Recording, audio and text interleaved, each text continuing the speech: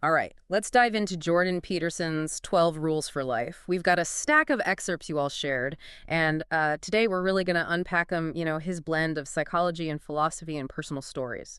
Yeah, it's interesting. These excerpts, they're not just the 12 rules. I think we get a glimpse into that deeper framework behind Peterson's thinking. Yeah. Like pulling from his earlier work, maps of meaning. Yeah, kind of like a sneak peek behind the curtain, Yeah, right? exactly. So before we even get to the rules, we've got some background here from Norman Doidge, who knows Peterson pretty well. What kind of picture does he paint? Well, Deutsch describes this fascinating mix. You've got academic rigor, but then this unfiltered honesty. And he uses this term motoric thinking to describe how Peterson needs to think out loud to really process ideas. Which is what makes, I think, his lectures and his writing so engaging, right? He's like wrestling with these ideas in real time, and we're kind of there for it. Exactly. Yeah. And Deutsch shares this anecdote, in academic discussions, when challenged, Peterson doesn't get defensive. He actually seems to relish it. That speaks volumes, I think, about his approach to knowledge, right? It's not about winning. It's about dialogue, this back and forth that refines, understand, and... Absolutely. It's a constant process of testing and refining ideas, which is clear in his rule, stand up straight with your shoulders back, Okay. But then he brings up lobsters. Lobsters. Lobsters. Seems kind of random, but this is Peterson. Yeah. He links lobsters to human dynamics through serotonin, this brain chemical tied to mood and dominance. Yeah, what's fascinating is how he connects posture with brain chemistry. So he argues that dominant lobsters, they've got higher serotonin, they literally stand taller, and he's suggesting that this translates to humans too. Wait, so slouching around can actually make me less confident? Is that what he's saying? Well, I think it's more nuanced than that, right? Our physical and mental states, they're all intertwined. Peterson suggests that adopting a posture of strength, it can actually impact our confidence, reduce anxiety. It's like that whole fake it till you make it, but with a biological basis. Interesting. Okay, so good posture, potentially, better mood, more success. I'm starting to see why people find this guy so compelling. Where does he go from lobsters, though? That's where his idea of order and chaos comes in. Okay. He sees these as fundamental forces, and he uses these vivid examples. So imagine a frozen lake. Okay. Solid, predictable, that's order. Yeah. But you can fall through the ice, right? Into the chaos of freezing water. And he contrasts the Shire, this peaceful hobbit homeland, with Smaug's lair. Exactly. These images, they really highlight how order provides security while chaos represents both danger and possibility. Yeah, think about Pinocchio's journey to rescue his father. Yeah. He ventures into chaos to restore order. And Peterson suggests life is about navigating these forces. Too much order, you get stagnation. Too much chaos, destruction. So the key is finding that balance. Finding that balance, yeah. Where do you see these forces playing out in your own life? Are you clinging to the familiar, or are you recklessly diving into the unknown? I think Peterson's framework can really help you understand, your own challenges and aspirations. It's like he's given us a whole new lens to view our lives. And speaking of viewing things differently, his role, tell the truth, or at least don't lie, seems pretty straightforward at first. On the surface, yeah. Yeah. But he dives deeper. He's exploring the psychological and social impact of deceit. He argues that even small lies, they can corrode our character and damage relationships. And he gives that example of the woman discovering her husband's affair. Her whole reality is shattered. Right. And it just highlights how lies, even those told with good intentions, they can cause more harm than good. And Peterson also talks about the lies we tell ourselves, right? How avoiding difficult truths or pretending to be someone we're not, it ultimately makes things worse. So facing those truths, both to ourselves and to others, that's part of building a meaningful life. Precisely. And it connects back to that order and chaos. Living authentically, even when it's painful, it helps establish a kind of internal order. That resonates with his rule. Assume that the person you are listening to might know something you don't. God, I'm so guilty of trying to win arguments instead of truly listening and learning. Oh, we've all been there. Yeah. Peterson challenges us to approach conversations with genuine curiosity, humility, recognizing that everyone, has something to teach us. He makes this fascinating point about thinking being an internal dialogue. Yes. You need to be able to hold multiple perspectives simultaneously. Right, and let them interact. And real listening is crucial to this process. If we're just waiting to speak, or prove our point, we're not really engaging with the other person's ideas. It's like a dominance display, not a genuine exchange. So how do we become better listeners then, according to Peterson? Well, she stresses approaching conversations with genuine curiosity, assuming that the other person has something valuable to offer, even if we disagree. Imagine entering conversations with the goal of understanding rather than convincing. And, it's a skill that's especially vital today. Yeah, it's a total shift in mindset. And speaking of clarity, Peterson's rule, be precise in your speech, he emphasizes the importance of language. Absolutely. Right. He believes that imprecise language, it leads to imprecise thinking, Yeah. which has real-world consequences. Think about like a couple whose marriage is crumbling. They've avoided these tough conversations. Their communication's vague, passive-aggressive. That lack of clarity just breeds resentment and misunderstanding. Exactly. Peterson also warns about, overly abstract language, saying that it allows us to hide from the truth or avoid responsibility. Clear language, he argues, requires clear thinking. It links back to order and chaos again, right? Precise language helps us impose order on the chaos of our thoughts and experiences. It's fascinating how he weaves all these concepts together. He's suggesting that by refining our language, we can actually refine our understanding of ourselves and the world. And that leads to this kind of a thought-provoking idea, the necessity of limitation. He uses Superman as an example, arguing that a superhero who can do anything is actually quite boring. That's counterintuitive, though. How can limitless power be born? Well, because there's no challenge, there's no growth. It's like a video game with no obstacles. It just wouldn't be engaging. Peterson believes that our limitations, our vulnerabilities, are actually what make life meaningful. So limitations provide the structure for meaning to emerge. Exactly. It's like a container for the chaos of potential. And he uses the example of his daughter's chronic pain. While incredibly difficult, her struggles have forced her to develop resilience and a deep appreciation for life. It reminds me of that poignant Jewish story that he tells. Like, what does an all-knowing, all-powerful being lack? Limitation. Limitation, yeah. The experience of vulnerability. Yeah, and this suggests that meaning isn't found in some, perfect problem-free existence, but in the struggle against limitations. Yeah. And the acceptance of our vulnerability. When they're limited, we are vulnerable, and that's what allows us to experience meaning and purpose. Exactly. That's powerful. And it leads us to this other challenging concept, the weight of the world. Peterson argues that we have a moral obligation to, face the chaos of being, to take aim against our troubles. That sounds daunting, honestly. He's not saying that we have to solve every problem. Yeah. It's about taking responsibility for our lives, making the best of what we have, and contributing positively to the world. It's acknowledging that life has, this inherent tragedy, that suffering is inevitable, Yeah. but we have a choice in how we respond. Absolutely. We can succumb to despair, or we can fight for a better future. And this is where his ideas about meaning and purpose really come into focus. And that brings us to, I think, a topic that's generated a lot of discussion around Jordan Peterson, his critique of ideology.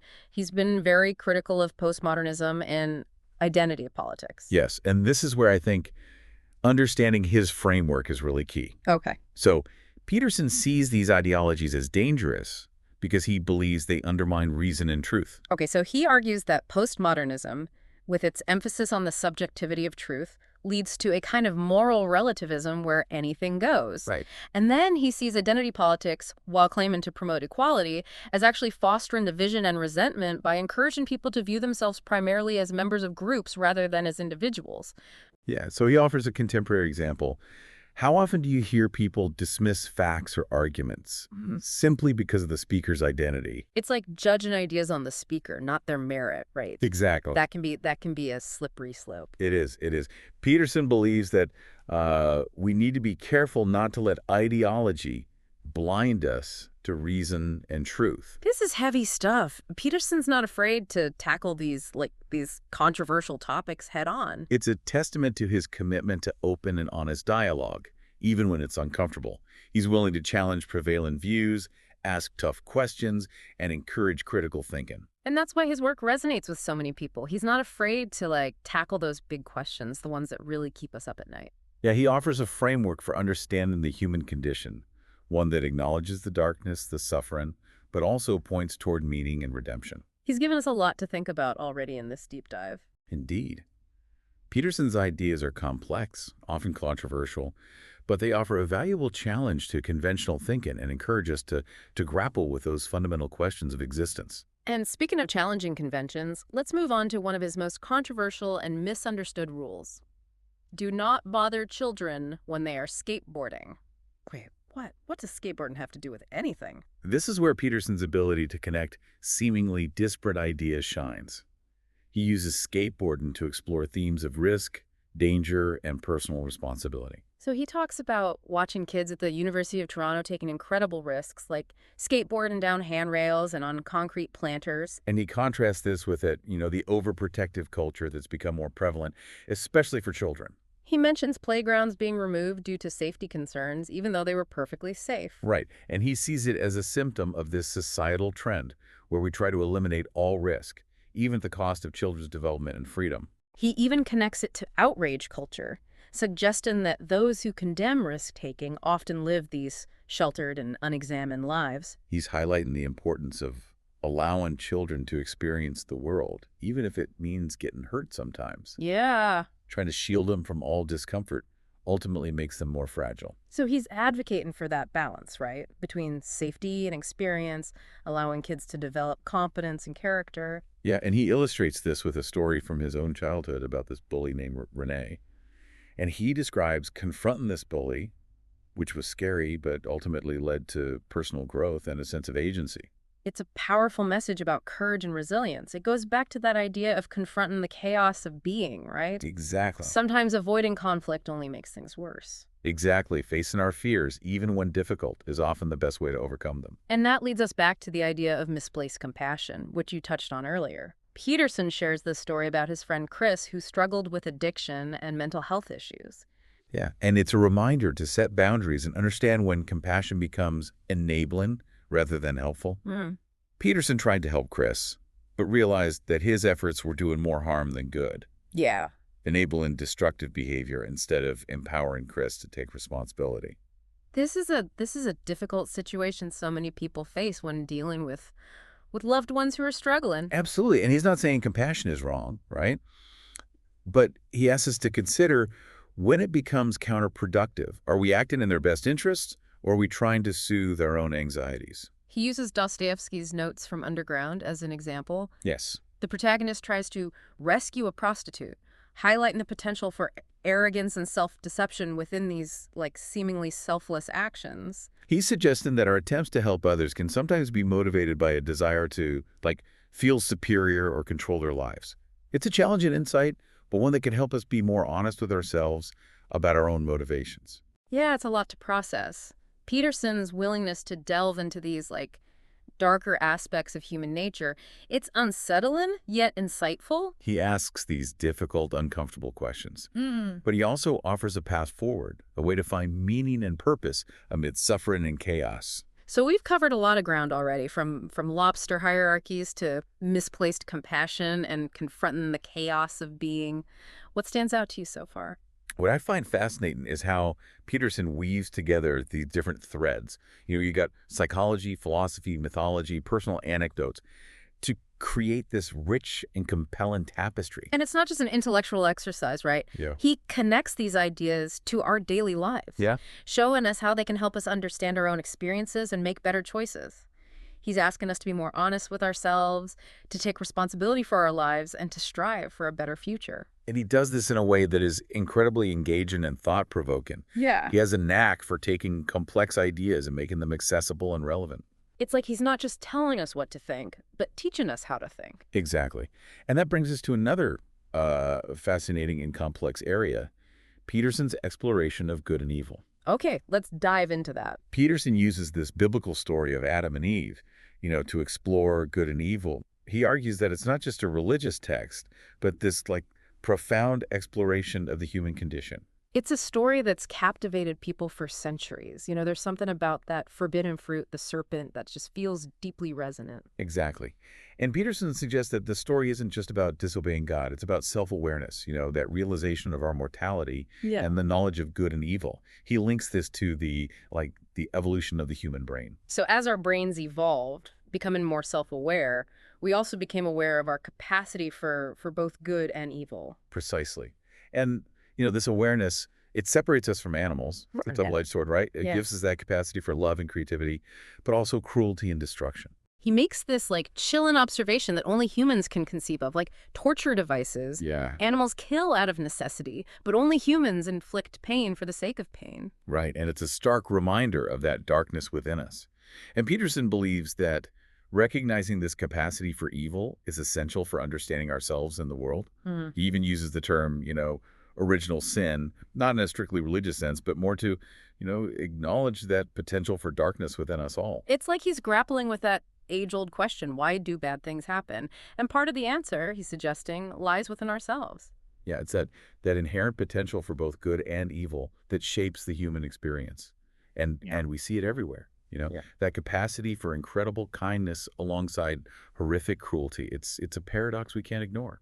So how do we reconcile this knowledge of our capacity for evil with that desire to live meaningful lives? Well, that's where his ideas about meaning and purpose come in. He argues that meaning isn't given to us. We create it through our choices and actions.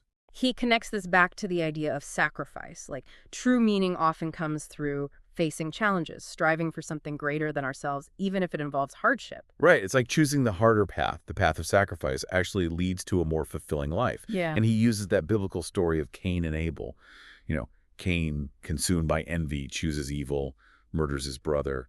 Abel, on the other hand, makes sacrifices, offering the best of what he has. Yeah. It's a metaphor for, the choices that we face. Do we take the easy route, seek an instant gratification, or do we choose the path of sacrifice and meaning? It's a compelling image. Choosing the harder path, the path of meaning, even if it involves suffering, can lead to greater fulfillment. Mhm. Peterson even suggests that suffering itself can be a source of meaning if it's endured in pursuit of a worthy goal. Right, and that ties into one of his, I think, most powerful ideas, this necessity of confronting the chaos of being. Yeah. And he uses Christ's temptation in the desert to illustrate this. Okay, so Christ, starving and alone, tempted by Satan. It's like a metaphor for those challenges we all face, those moments where we're tempted to take that easy way out, to compromise our values for comfort or security. But Peterson argues that, true strength lies in resisting that. Choosing integrity, even when it's difficult. He sees it as like a heroic journey, a struggle against the forces of chaos and darkness. So it's not about avoiding the darkness, but facing it head on. Choosing the path of righteousness even when it involves hardship. That's a powerful concept. It is. And he also links this back to taking responsibility. We often blame others for our problems, or we seek solace in ideologies that promise these easy answers. But he argues that true freedom and meaning, they come from acknowledging our agency, our capacity for good and evil, and making choices that align with our values, even when it's hard. It's like he's calling us to step up, to be the heroes of our own stories, to face those internal and external challenges, to take ownership of our choices and actions. And he reminds us that, we're not alone in this. We're all part of this human drama, this dance between order and chaos, good and evil. And in that shared experience, there's solace and hope. He also emphasizes that importance of meaning and purpose, this idea that we create meaning through our choices and actions, that we're responsible for shaping our own lives. But then he shifts gears a bit with his rule. Pet a cat when you encounter one on the street. This one feels a little lighter, I think, than the previous ones. It does, doesn't it? But it speaks to, I think, that importance of finding joy and connection amid life's struggles. He reminds us to pay attention to those small things, to appreciate the simple pleasures. A cat, with its softness and playfulness, can offer, comfort and delight. It's a reminder that even in dark times, there are still sparks of beauty and goodness to be found. He's also making a point about connection, like a simple act of kindness, like petting a cat. It can create this moment of shared humanity, this spark of warmth in a cold world. It's like he's acknowledging that, after exploring these deep, often heavy ideas, we need a reminder to embrace those moments of lightness and joy. Exactly. It's about finding that balance. And it also connects back to his idea about limitations. By acknowledging our vulnerability, letting go of control, we become more receptive to the beauty and wonder around us. It's a beautiful reminder that life is full of surprises, and even in darkness, there are reasons to smile. Where do we go from here? What else has Peterson unpacked for us in these excerpts? Peterson, he tackles this idea of finding beauty and meaning, even in a world that's often dominated by ideology. Hmm? And, he's critical of certain ideologies like postmodernism, identity politics. He sees them as potential threats to reason and truth. This is where he's been most controversial, right? But he's not saying all ideology is bad, is he? No, no, his concern is with ideologies that prioritize, subjective interpretation over objective truth. Okay. He argues that postmodernism, with its emphasis on relative truth, it can lead to this kind of moral relativism. And he sees identity politics, while aiming for equality, as potentially fostering division and resentment, by encouraging people to view themselves primarily through the lens of group identity. Yeah, he worries that it can lead to judging individuals based on their group affiliation rather than their individual merits. That makes sense. If we're constantly categorizing people, we might miss those nuances of individual experience. Exactly. And he believes it's crucial to engage in open and honest dialogue, even when discussing sensitive topics. It's about seeking understanding, not just trying to win an argument. Precisely. He encourages critical thinking, challenging assumptions, even our own. He wants us to be active participants in that search for truth. This brings us back to his point about confronting the chaos of being. He's calling us to face the complexity of the world head on, Yeah. to engage with it thoughtfully and critically. And he reminds us that we have the power to make choices, to shape our own lives, and impact the world around us. He's not offering easy answers, but a framework for navigating life's challenges and finding meaning. It's been quite a deep dive. We've explored everything from laws or hierarchies to the nature of good and evil, the importance of meaning and purpose, and even the simple act of petting a cat. What stands out to you, looking back on all we've discussed? I'm struck by how Peterson encourages us to take responsibility for our lives. It's not about blaming others or waiting for someone else to fix things. It's about recognizing our own agency, our capacity for both good and evil, and making choices that align with our values. He reminds us that we are capable of more than we often realize. We have the power to choose courage over fear, truth over deceit, meaning over nihilism. He's challenging us to be better, to strive for excellence in all areas of our lives. He's not telling us what to think, but how to think. And in doing so, he invites us to embark on this journey of self-discovery and growth, a journey that requires honesty, courage, and a willingness to confront the complexities of life head-on. Well, it's been a truly insightful exploration of Jordan Peterson's work. He's given us much to ponder, and I hope our listeners feel empowered to create a life filled with meaning and purpose.